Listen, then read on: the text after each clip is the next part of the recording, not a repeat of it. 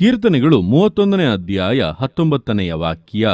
ಸದ್ಭಕ್ತರಿಗೋಸ್ಕರ ನೀನು ಇಟ್ಟುಕೊಂಡಿರುವ ಮೇಲು, ನಿರಾಶ್ರಿತರಿಗೋಸ್ಕರ ನೀನು ಎಲ್ಲರ ಮುಂದೆ ಮಾಡಿದ ಉಪಕಾರಗಳು ಎಷ್ಟೋ ವಿಶೇಷವಾಗಿವೆ. ಈ ವಾಕ್ಯದಲ್ಲಿ ದೇವರಿಗೆ ಭಯಭಕ್ತಿ ಉಳ್ಳವರಾಗಿ ಸದ್ಭಕ್ತರಾಗಿ ನಡೆದುಕೊಳ್ಳುವುದರಿಂದ ಏನು ಉಪಯೋಗ ಎಂಬುದಾಗಿ ಅನುಭವದ ಮೂಲಕವಾಗಿ ದೇವರನ್ನ ಸ್ತುತಿಸಿ ನುಡಿದಂತ ಸಂಗತಿಗಳನ್ನ ವಿವರಿಸಲಾಗಿದೆ. ನೋಡುವಂತ ಸಮಯದಲ್ಲಿ ಕೀರ್ತನೆಗಾರನು ಈ ರೀತಿಯಾಗಿ ಹೇಳಿ ದೇವರನ್ನು ಸ್ತುತಿಸುತ್ತಾ ಇದ್ದಾನೆ.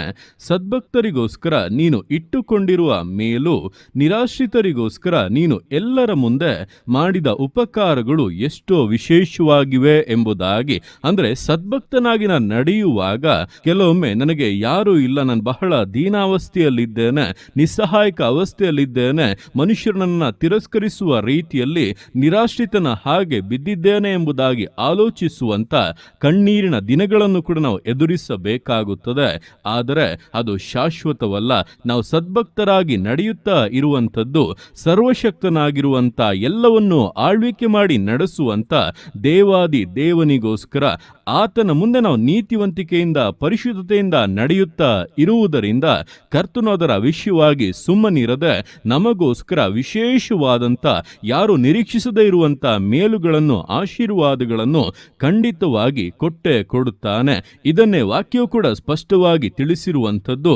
ಯೆಹೋವನು ತನ್ನನ್ನು ಪ್ರೀತಿಸುವವರಿಗೋಸ್ಕರ ಇಟ್ಟಿರುವಂಥ ಮೇಲುಗಳನ್ನು ಒಂದು ಕಣ್ಣು ಕಾಣಲಿಲ್ಲ, ಒಂದು ಕಿವಿಯು ಕೇಳಲಿಲ್ಲ, ಒಂದು ಹೃದಯದ ಆಲೋಚನೆಗೂ ಕೂಡ ಅದು ಬರಲಿಲ್ಲ ಎಂಬುದಾಗಿ. ಆದ್ದರಿಂದ ಈ ದಿವಸಗಳಲ್ಲಿ ದೇವರಿಗೆ ಸದ್ಭಕ್ತಿಯಿಂದ ನಡೆದುಕೊಳ್ಳುತ್ತಾ ಇದ್ದೇನೆ, ಪಾಪಗಳನ್ನು ತಳ್ಳಿ ನೀತಿವಂತನಾಗಿ ಜೀವಿಸುತ್ತಾ ಇದ್ದೇನೆ, ಆದರೂ ಕೂಡ ಜೀವಿತದಲ್ಲಿ ಎದುರು ನೋಡುವಂತ ಮೇಲುಗಳು ಬರುತ್ತಿಲ್ಲ, ಏನು ಬದಲಾವಣೆಗಳು ಉಂಟಾಗುತ್ತಿಲ್ಲ, ನನ್ನ ಜೀವಿತ ಇದ್ದ ಹಾಗೆ ಇದೆ, ಅಥವಾ ಇನ್ನೂ ಕೂಡ ಕೆಳಗಿನ ಅವಸ್ಥೆಗಳಲ್ಲಿ, ಇನ್ನೂ ಕೆಲವೊಂದು ನಿಂದೆ ಅವಮಾನಗಳಲ್ಲಿ ಹಾದು ಹೋಗುತ್ತಾ ಇದೆ ಎಂಬುದಾಗಿ ನೀವು ಆಲೋಚಿಸುತ್ತಾ ಇರುವುದಾದರೆ ಕರ್ತನು ಇಂದು ನಿಮ್ಮ ನೋಡಿ ಸ್ಪಷ್ಟವಾಗಿ ಹೇಳುತ್ತಾ ಇದ್ದಾನೆ.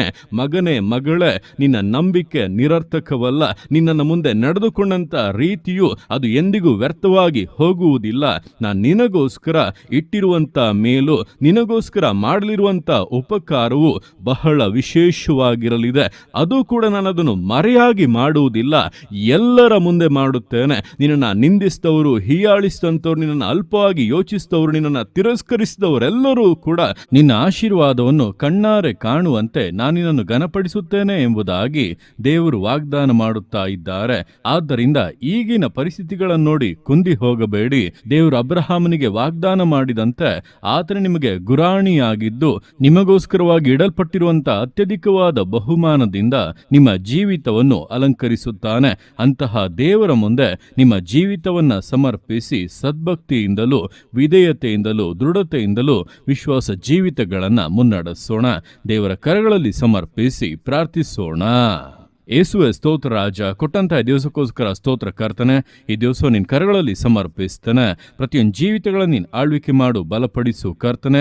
ಹೌದಪ್ಪ, ನಿನ್ನ ವಾಕ್ಯದ ಮೂಲಕ ನೀನು ವಾಗ್ದಾನ ಮಾಡಿರುವ ಹಾಗೆ ಸದ್ಭಕ್ತರಿಗೋಸ್ಕರ ನೀನು ಇಟ್ಟುಕೊಂಡಿರುವಂಥ ಮೇಲು, ನಿರಾಶ್ರಿತರಿಗೋಸ್ಕರ ನೀನು ಎಲ್ಲರ ಮುಂದೆ ಮಾಡುವ ಉಪಕಾರಗಳು ಎಷ್ಟೋ ವಿಶೇಷವಾಗಿವೆ. ನಮ್ಮ ಜೀವಿತದಲ್ಲಿ ಕೂಡ ಕರ್ತನೆ ನಾವು ನಿನಗೆ ನಡೆದುಕೊಳ್ಳುತ್ತಾ ಇದ್ದೇವೆ, ನಿನಗೋಸ್ಕರ ಕರ್ತನೆ ನಾವು ಜೀವಿಸುತ್ತಾ ಇದ್ದೇವೆ. ನಮಗೋಸ್ಕರ ಇಟ್ಟಿರುವಂಥ ಶ್ರೇಷ್ಠತೆಗಳು ಬಹಳ ವಿಶೇಷವಾದೆಂಬುದನ್ನ ತಿಳಿದು ನಂಬಿಕೆಯಲ್ಲಿ ದೃಢವಾಗಿದ್ದು ಜೀವಿಸಕ್ಕೆ ಒಬ್ಬೊಬ್ಬರಿಗೂ ಸಹಾಯ ಮಾಡು.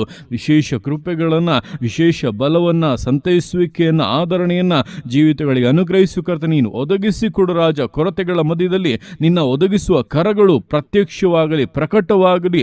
ಆಶೀರ್ವದಿಸು, ಕೊರತೆಗಳನ್ನು ನೀಗಿಸು, ಬಲಹೀನತೆಗಳನ್ನು ನೀಗಿಸು, ಆರೋಗ್ಯವನ್ನು ಅನುಗ್ರಹಿಸಿಯಪ್ಪ. ಪೂರ್ಣ ಬಿಡುಗಡೆಯಲ್ಲಿಯೂ ಸಂತೋಷದಲ್ಲಿಯೂ ಸಮಾಧಾನದಲ್ಲಿಯೂ ಮುಂದುವರಿಯುವ ಹಾಗೆ ಜೀವಿತಗಳನ್ನು ಆಶೀರ್ವದಿಸು. ನಿನ್ನ ಆರ್ತಿಗೆ ಮಾಡುವಂತ ನಿನ್ನ ಪ್ರೀತಿಗೋಸ್ಕರ, ಕೃಪೆಗೋಸ್ಕರ ನಿನಗೆ ಸ್ತೋತ್ರಗಳು.